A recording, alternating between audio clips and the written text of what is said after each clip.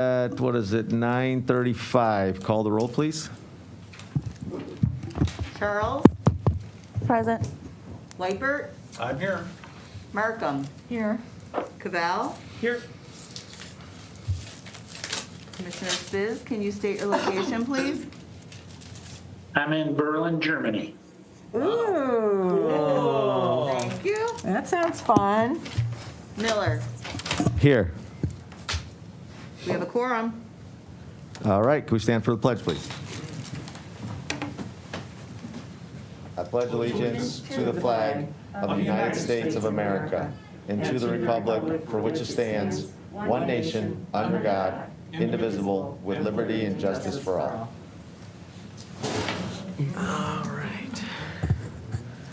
All right, so we need approval of the minutes. We need a motion.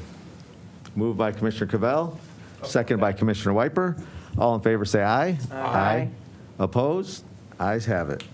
All right, now we need approval of the agenda.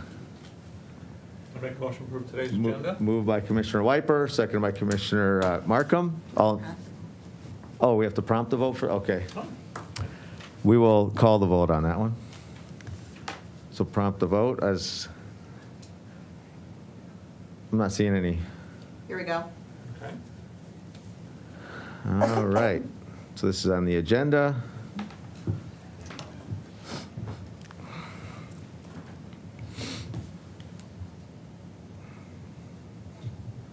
You have 5 yeas, 0 nays.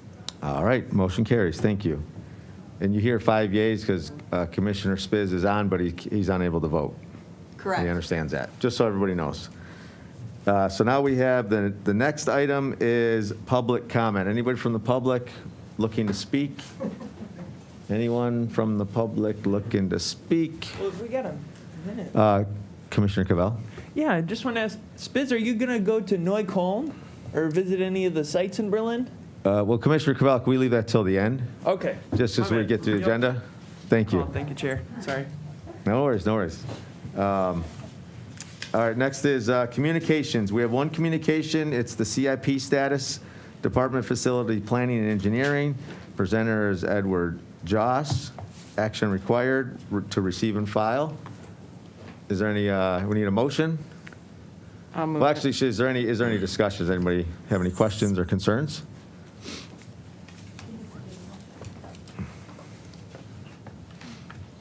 No, all right, we need a move by Commissioner Cavell, seconded by Commissioner Charles.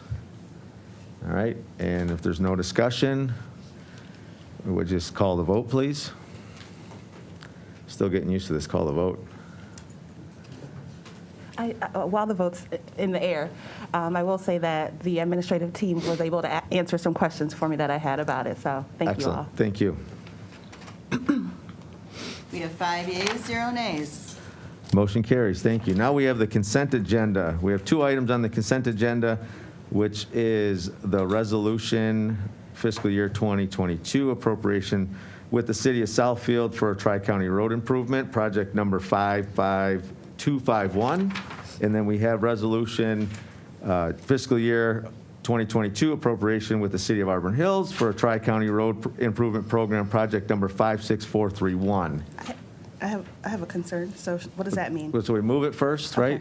I'll move it. Moved by Commissioner Charles, seconded by Commissioner Wiper, and in discussion, Commissioner Charles. Thank you. I was reviewing this, and it looks like pretty boilerplate, but there was one distinction that I noticed between the Southfield and the Rochester, and I was like, let's talk about that. Yeah. So if you look at the Southfield draft resolution, it says the 1, 2, 3, 4, 5 whereases in. If you compare the 5 whereases to the Rochester, that 5th one isn't there. And I just want to know why that is. So you're talking about, is it the language there, or there's just a different, there's less whereases? It's less whereases, and the one with Southfield says, in the event of the 2023 Tri-Party Program funds not being available, the city of Southfield shall be responsible along with the county. But it doesn't say that with Rochester, and I just wanted some information as to why. And Yeah, I'll grab that real quick. Let's see. So it looks like that the project in Southfield is probably going to go longer than the potentially longer than the one in Auburn Hills. So that's why I believe the potential saying that in the event that it goes to 2023 and the program's not available. Okay. So it's probably a bit bigger project is what I can see right up, just firsthand right off. Okay. And if anybody else has any input on that, but that's the first I see. Perhaps, I know we've approved the agenda, but can it scoot to the end? And if there's some staff who could speak to that before I vote? Okay. Okay. So the motion on the floor is to move the consent agenda items to the regular agenda at the end of the regular agenda. So add a C and D. So it's been moved by Commissioner Charles, seconded by Commissioner Cavell. Call the vote, please.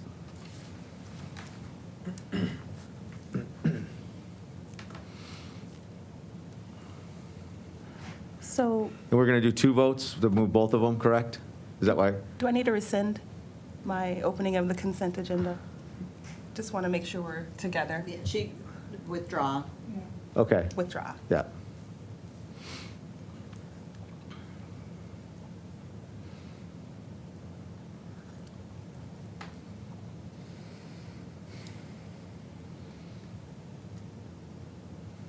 Mine's still showing. What should I do? Tracy? Oops. Here it is. Sorry, what? Is it up now? It's still the same one. The appropriation. They did it twice. What happened? I just got that one. Yeah, just if I could get clarification, we're voting right now on. Okay, we're voting to move the consent agenda to items C and D on the regular agenda. Correct. Yeah, and I don't have that prompt. Okay, What- I had already had it prompted to set up for that, so I will Use type it this? in after you vote. Thank Yeah. you. And we have to do them individually for A and B, it looks like. And Amy's calling in, so. Okay. All right, She's on. all right. Okay, you have 5 yeas, 0 nays to move those to a regular agenda. All right, thank you. Motion carries, so we'll add 2 agenda items. So now we'll move to the regular agenda. The first regular agenda is a brownfield plan, 2022-92, is it Sleeth Road? Charter Township of Commerce project, and we need a motion for that. Moved by Commissioner Charles, second by Commissioner Wiper. Any discussion? Brad, good morning. Good morning, Commissioners. Hope you're having a good day today. This is the project you mentioned at 2292 Sleeth Road in Commerce Township. This is a brownfield project on a former 159-acre gravel mining operation or a gravel pit. The resulting operation from historic use is a huge gravel pit in pretty much the middle of the site that is currently filled with water, and there's significant mining overburden on the site from the actual hole that was dug. This property will become eligible as a brownfield as its inclusion in the State Land Bank Authority. As a land bank property, it's automatically eligible as a brownfield property for all eligible activities outlined in the Public Act of 381 of 1996. The proposed redevelopment is 203 single-family homes, which will result in $100 million overall investment on the project. 23.1 million of that is going to be horizontal construction of those homes. The brownfield plan identifies $19.2 million in eligible activities. However, with that said, Commerce Township has put a limit of 20 years or up to $18 million, whichever comes first to the development for the brownfield plan. So with those numbers in mind, the brownfield plan as is outlined as is capped at the 20 years. In those 20 years, the development team is estimated to receive back and reimburse 10.8 million, so significantly less than the 19.2 that they are eligible to receive through brownfield tax increment financing. The state, because it's a state land bank property, the state land bank has a funding mechanism called the 550 rule. And what that is for the first 5 years after the property is transferred back to the development team, the the state land bank is eligible to capture 50% of the taxes generated on site. So that's for 5 years, 50% of the taxes. That's where the 550 comes from. So the state land bank's fee for this property is roughly about $2.4 million.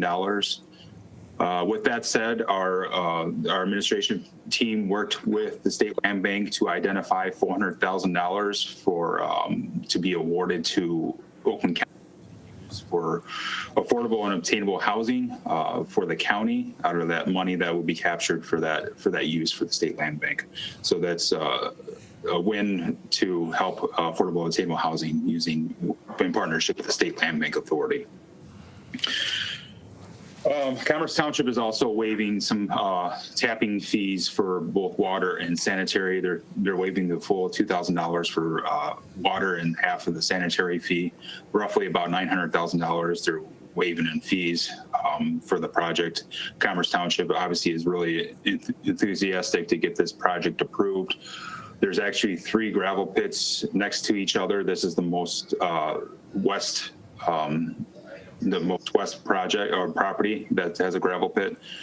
So the idea here is once the infrastructure is placed, there's going to be significant opportunity to rebuild on those 2 other gravel pit areas. As the infrastructure will already be on site, they will just need to tie into it. So that'll be a great significant improvement for that area. When it's not on, I asked Michael. The actual tax increase for the property, it currently is around $500,000, and it's going to be, once all the houses are 50 million, so it's a $59.5 million dollar increase in taxable value. It's also important to point out that state school taxes are not being captured on this project, so Huron Valley School is going to benefit immediately on the taxes generated from these houses. The main concern as far as contamination on the site, there's polynuclear aromatic hydrocarbons or PNAs located in 2 of the soil borings that they found. Obviously, there'll be continued testing throughout the whole process to make sure there's nothing else found on site as far as contamination. The majority of the eligible costs are for infrastructure and site preparation. There's roughly about a mile of infrastructure for water and sanitary sewer that need to come to the site in order to make it financially feasible for this project to work. And there's $5.5 million in prep work for the site, which includes getting rid of or reducing the amount of overburden from the mining operation. So with that, I will be happy to answer any questions. I also have, obviously, our director, Ingrid Tai, on the line, and I also have the development team if there's any specific questions regarding their development. Andy Milia and Gary Jonah, and along with their environmental consultant, Jessica DeBone. All right, Charlie. Commissioner Cavell, I'm sorry. I Good. apologize. Thank you, Chair. You're cool. Brad, you cut out when you were saying the number of affordable housing units. There aren't any. I didn't hear that. Because there aren't any. There's affordable housing units I was mentioning was we worked with the state land bank, and when I say we, the administration worked with the state land bank authority to identify $400,000 that we awarded back to Oakland County to work on affordable and attainable housing throughout Oakland County. So we're going to be working with the state land bank authority to get those monies and figure out how exactly we're going to use them to benefit such causes. Meaning the state land. I don't understand that. Can you clarify what that means? Whose money Sure. is that $400,000? Sure. So the state land bank, as part of as this property is going to be part of the state land bank authority, is eligible to capture that 550 for the first 5 years, capture 5 years. So that results in about 2.35 million, I believe. Out of that money, though, they have identified $400,000 to award back to the county for use for affordable and attainable housing throughout the county. So Emily from the land bank will give that money to us in 5 years. We're working on is when exactly it's going to be. We're hoping in the first year or two. We actually have a call with the state land bank a couple days, and I think that's going to be our point of discussion as far as when exactly we're going to get the 400,000. And then in the meantime, you said there's 203 units being built? Is that what I heard? Correct. And those are Correct. single-family detached homes? Correct. And for the people building these homes, is there a threshold for responsible bidding or any contracting that incentivizes or rewards people working with union shops? I'll leave that to Andy Milia and Gary Jonah, if you want to jump in here.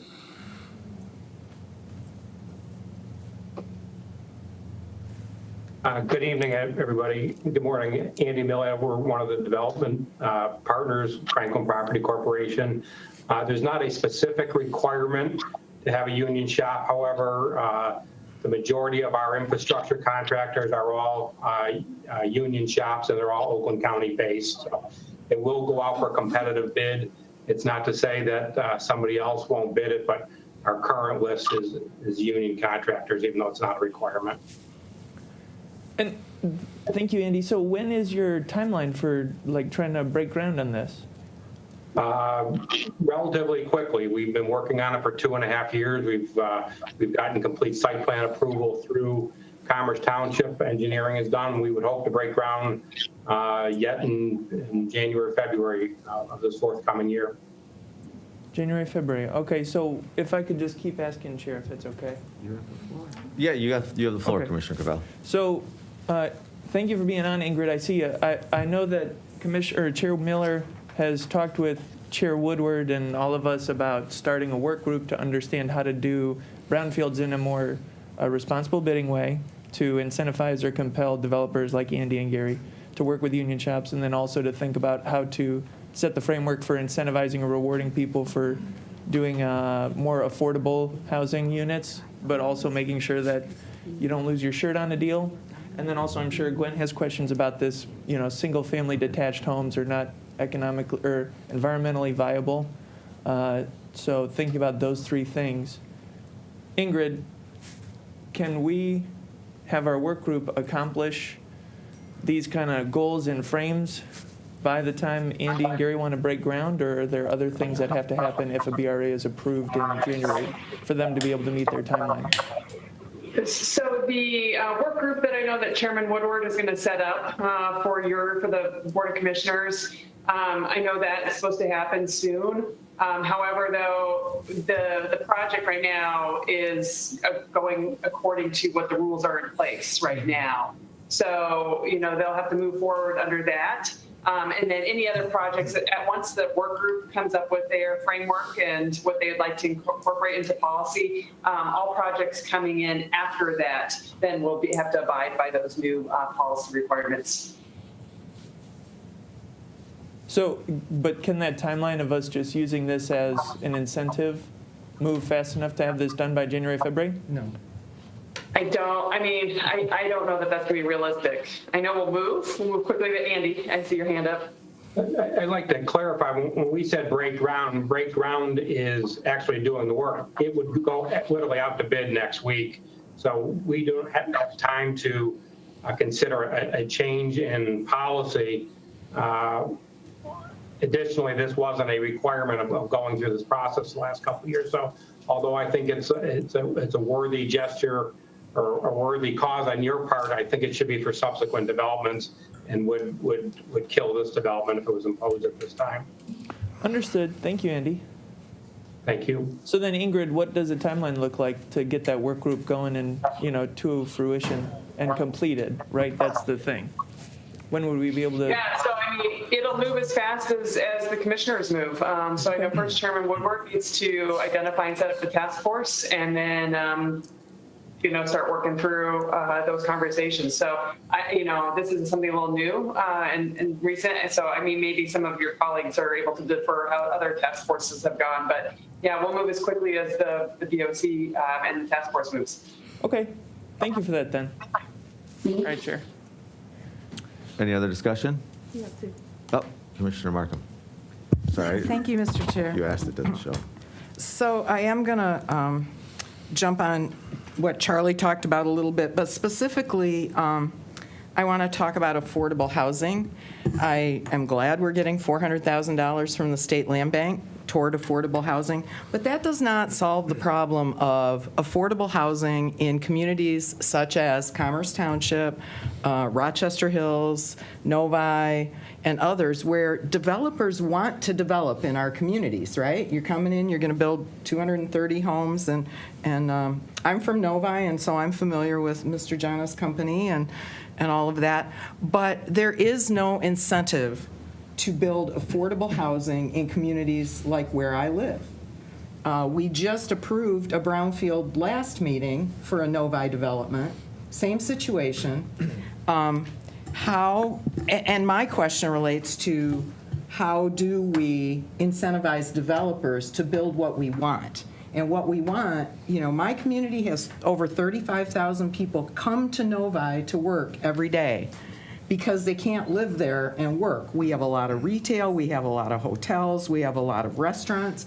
That workforce needs housing that's not $1,800 a month townhomes or $450,000 single-family homes.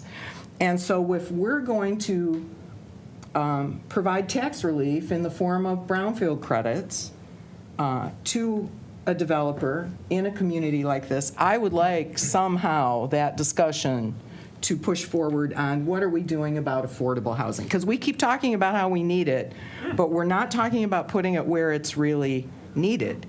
This $400,000 for affordable housing, where are we going to build those? We're not going to build them in Novi, right? I would just about guarantee, I would like them to be built in Novi. $400,000 isn't a lot of money toward a development. So I'm going to vote in support of the proposal because they've done all of the work that they're supposed to and they meet all the requirements. But from a government perspective, what can we as the governmental units, the executive branch, the Board of Commissioners, do to incentivize what we really need, which is affordable housing in places besides the low income areas of Oakland County?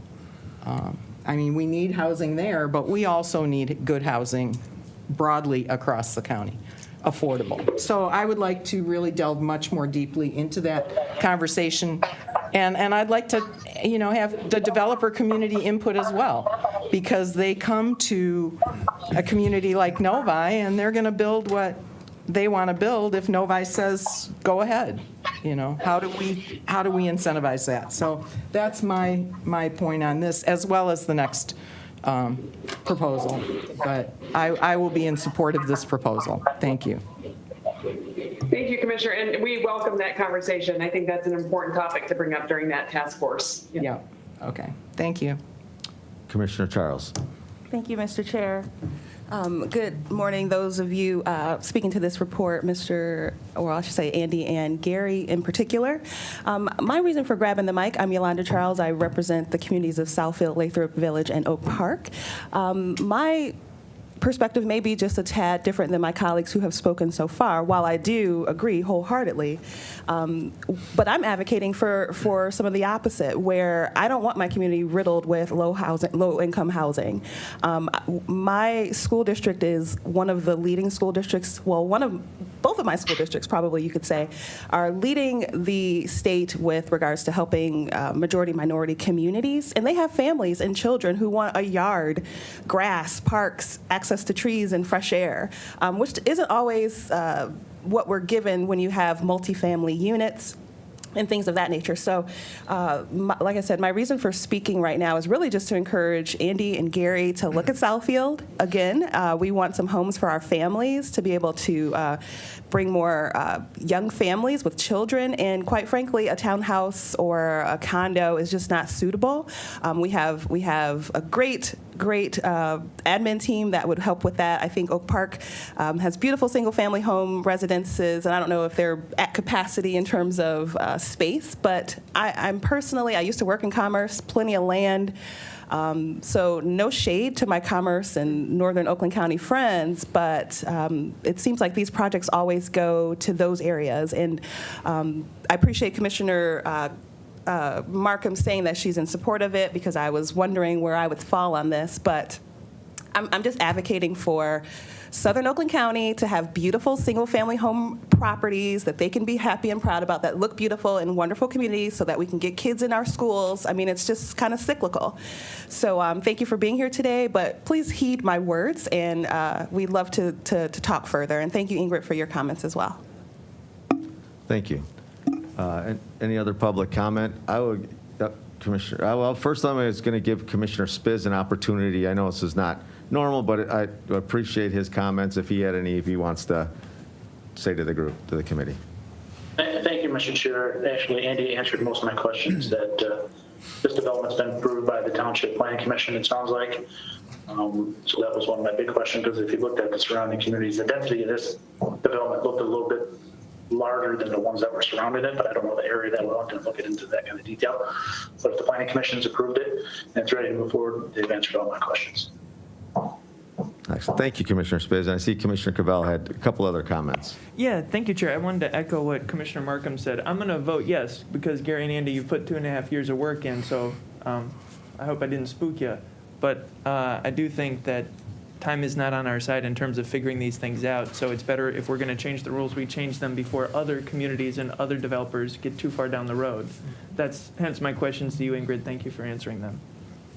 Thank you. And I just had a couple comments. First, I do appreciate Andy you saying that you guys do typically use union shops, me being a tradesperson, that's near and dear to my heart, and using Oakland County, which is even an extra one. So I appreciate that. The question I had was, so with the hazardous materials, I know the Eagle has their requirements. Does the brownfield language, and I'll have to relook at it again, the contract, does it mandate certifications in that field to make sure that companies have the certifications in that area? Or because I know personally, like if it's hazmat or if it's OSHA 30 or OSHA 10, if I'm working on a job, which I've been in the field, and I had to have that, even if I wasn't actually the operator digging that up, I still had to have it to be on the job. So it's not necessarily the company having the certification, it's the individual workers.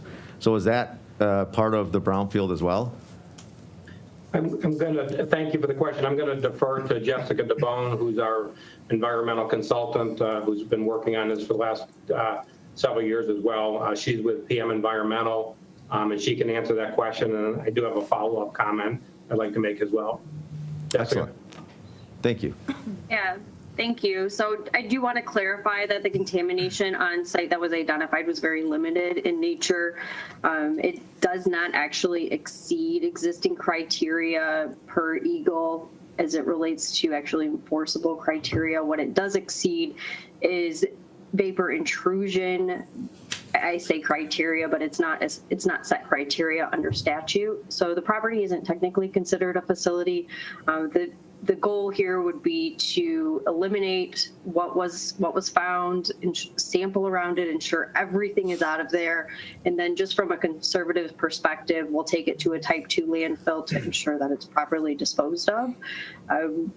We would subcontract that work, and as part of that, we ensure that those people doing the excavation and working on that have the appropriate required certifications, and then we could be on site to oversee all of that as well with our environmental professionals.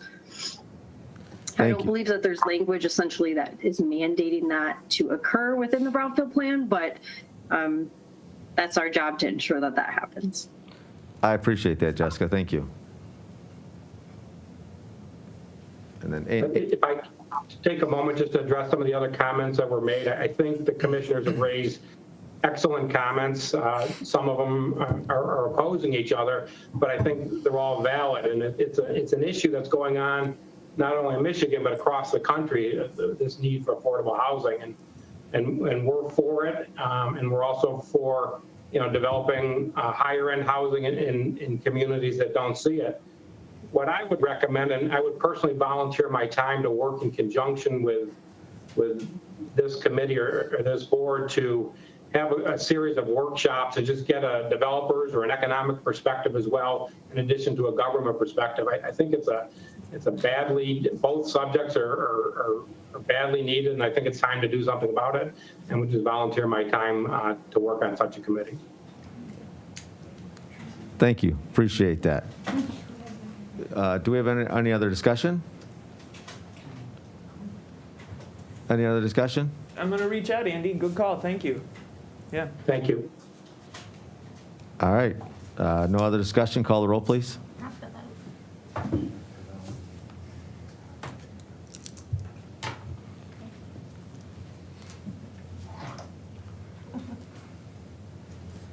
You have 5 yeas, 0 nays.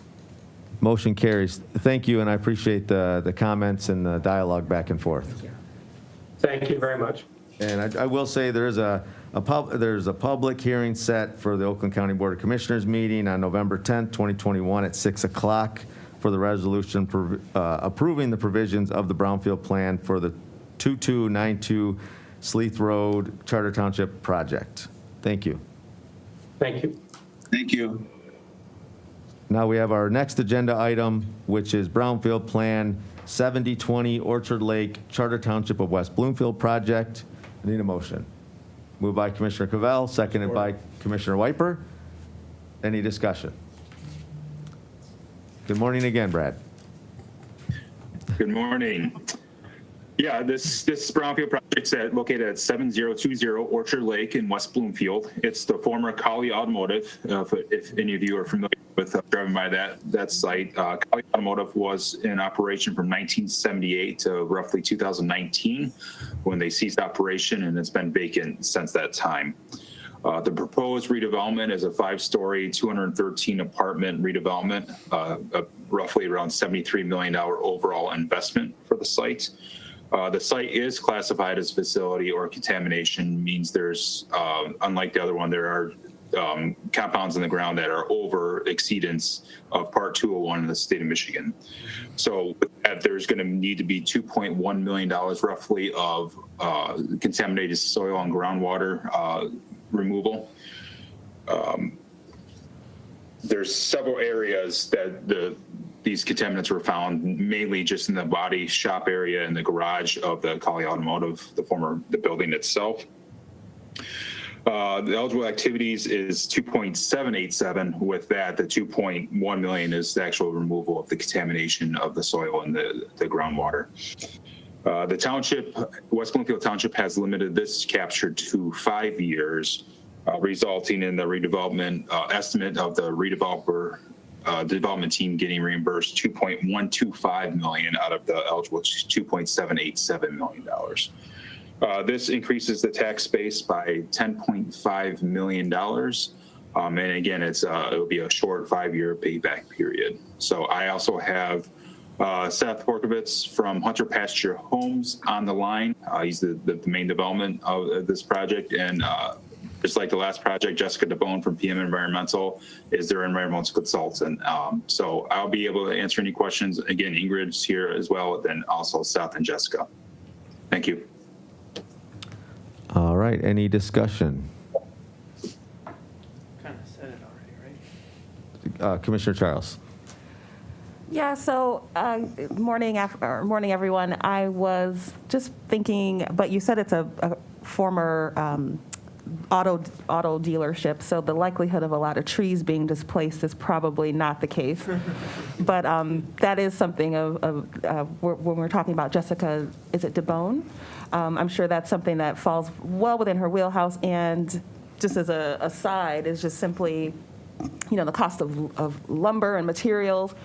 While that's not in our purview, I just want to make sure we're mindful in using the best sources for the construction projects and the places that we're putting these things. They just have to all kind of meld together. So not really a question, more of a comment. Thank you, Mr. Chair. All right, thank you.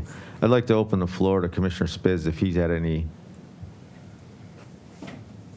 Yeah, thank you, Mr. Chair. Mine's more of a systemic question. Maybe, Brad, we can talk outside of this. This is the second, I'm going to call it automotive repair location that we're looking at in the last month.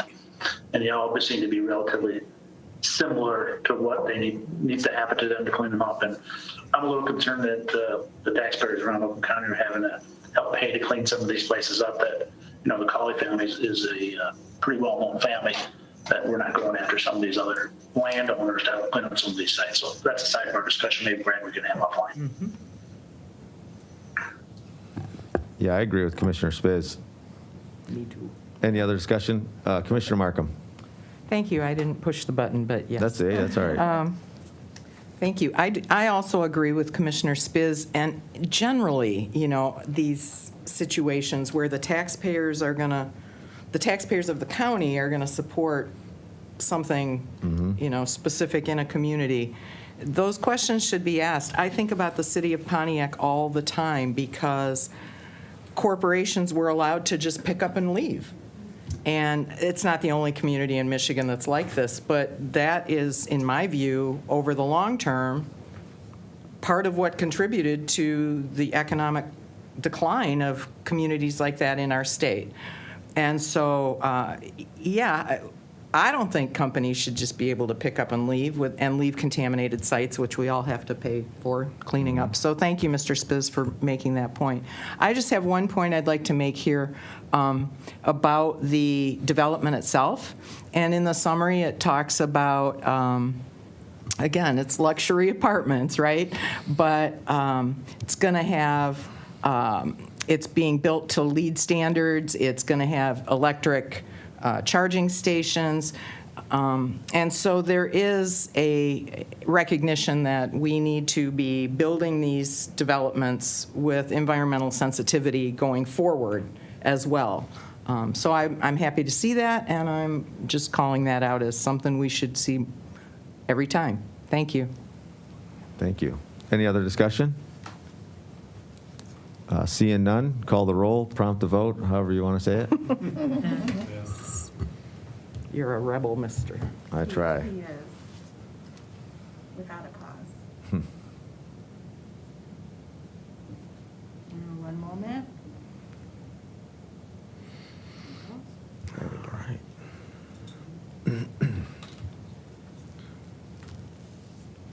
You have 5 yeas, 0 nays. Motion carries. Thank you. Set the public hearing. Oh, yeah, we do.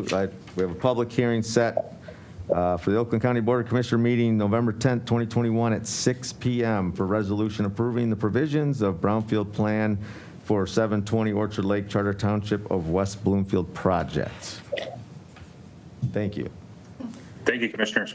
Thank you. And now we have, Yep, now we have the agenda items that were moved from the consent agenda to the regular agenda, and I believe we can do them at the same time, just because it's for clarification for A and B. It's fiscal year 2022 appropriation with the city of Southfield for the Tri-Party Road Improvement Program, project number 55251, and fiscal year 2022 appropriation with the city of Auburn Hills for the Tri-Party Road Improvement Project number 5643, and the question is the fifth whereas is not in the Southfield or in the Auburn Hills one, but it's in the Southfield one. Yes. And I believe we have Mr. Mike here, heavy on the mister, to give us a rundown. Good morning, sir. It's good to see your face finally at committee for us. Good morning. I think also included here is Lynn Sonkis, our fiscal officer with management and budget. Welcome, Lynn. And so why you're seeing that particular whereas statement in one versus the other is the Tri-Party Road Improvement Program has been a collaboration between the Road Commission, Oakland County, and the local CVTs for a good 40 years now, since the 1970s. When the locals propose a project to the Road Commission that will utilize not only state of Michigan funding through Act 51, but then also county funds, which the board approves each and every year with their Tri-Party Road Improvement Program, and then recently, since 2016, with the local bi-party program, which has totally different policies and everything like that. But they will propose a project to the Road Commission, to which the Road Commission and their commissioners have to approve. Within that, in this particular case, the city of Southfield has selected that the 12-mile road improvement, the 12-mile road from Lasher to Evergreen is such a big project that it's going to take multiple years. So within a multi-year, road maintenance or road whatever, I didn't look too closely into what it actually is, but they're going to utilize a lot of different funding sources for that. One of those is a fiscal year 2023 appropriation. In this case, the board hasn't approved their fiscal 2023 tri-party road improvement program assignment yet. So the reason that you're seeing that in there is mainly just a clause that gives the county some kind of leeway or some kind of protection that if the board happens to not approve the funding for that, the local community will take up a lot of that funding in order to complete the project that they propose to the road commission. Hey, Commissioner Charles, you have Yeah, I was going to say that's crystal clear, and I appreciate that explanation. So thank you for walking down here to say that. No problem. My pleasure. any other discussion and questions? Commissioner Spiz, are you good? All right, thank you, Mike. So with the explanation, we'll call the roll I'm prompt. sorry, did we get a motion on that? Sorry, yeah, we Because you withdrew it, so that's right, yeah. You're Right. right. So I'll make a motion. moved by Commissioner Spiz, second by Commissioner Charles. Wiper. Yeah. I'm sorry, Wiper. Commissioner Wiper moved it. Yes. Commissioner Charles seconded it, and then we had the discussion, and can we call the roll, prompt the vote? Okay, this is on item C and D of the regular agenda. Correct, thank you.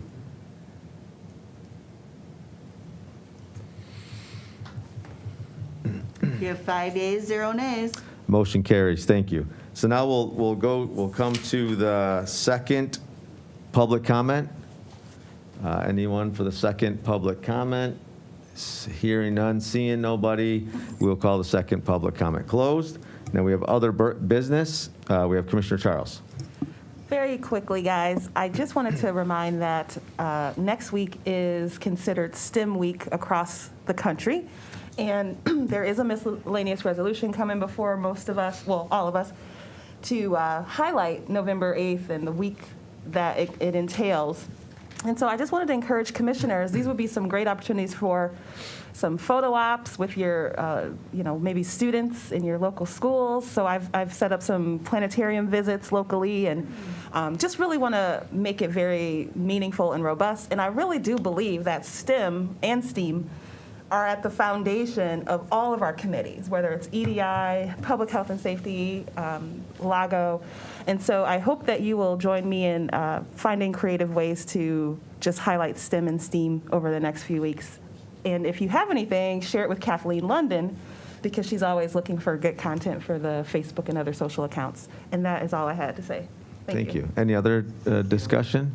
The one thing just to talk to you about the affordable housing, there isn't a way that you can make an owner of a property have affordable housing, right? Because they're going to go wherever the market is. And I fell victim of that when I was in a housing, like they just considered themselves as downtown Farmington, but they were 2 miles away, and my rent went up $1,200, right? So it'd have to be either with the county or the city to give some kind of tax relief for that, or tax incentive. That's the only way that could happen, because property owners are going to do what they're going to do, right? Right. So that's just the reality. Go ahead, Commissioner Cavell. To what you're just saying, Chair, and to what you said earlier, Commissioner Markham, part of the housing plan for ARPA that's been come up by that study group, which involves all the housing agencies in Oakland County, and the blueprint, the housing blueprint that the housing department is going to publish the week of November 15th, show two really big things. One, you have to incentivize developers to go where the market isn't. That's an affordable housing trust fund, which is an eligible expense through ARPA. And then second, the need for people that aren't quite up there to what you were saying, Commissioner Markham, about worker housing. There's things like community land trusts. There's things like affordable housing trust fund that then can be created and funded to allow developers to get matching funds or use state dollars and federal dollars through the county and an affordable housing trust fund to make developments that help people that make 120% or lower of the area median income so that they can live in the community that they work in. And that's the answer there is affordable housing trust fund. And that's been done all over the country. So you'll be seeing more of that soon. But you're right, Commissioner Miller, it does cost. Yeah, and you have to make it sustainable, right? For sure. I mean, because you could do it for 5 years, and after Yeah. the 5 years, money's up, then it's done, Right. because then there's no safety net, I guess you would say. For sure. Mr. Charles. Yeah, I love the conversation, and we rarely do have conversation. So just coming from 10 years where I've seen cities do tax abatements, and it's just, as a resident, you're like, oh, it's a tax abatement, it's all good. But when you are the treasurer on a school board and you get those bills for like $100,000 that you have to return because of these abatements, it can be very scary, especially for school districts that may not have the money. So to hear that there's an opportunity to eliminate abatements while still helping attract good developers is very intriguing to me. Hey. So I'll continue to listen out for your reports on that work group. And I do believe this is the right committee to make those discussions, because Correct. this is infrastructure, economic development. So thank you kindly. Commissioner Spiz, I want to make sure that you're not passed if you had anything to talk about or. I'm good, thanks.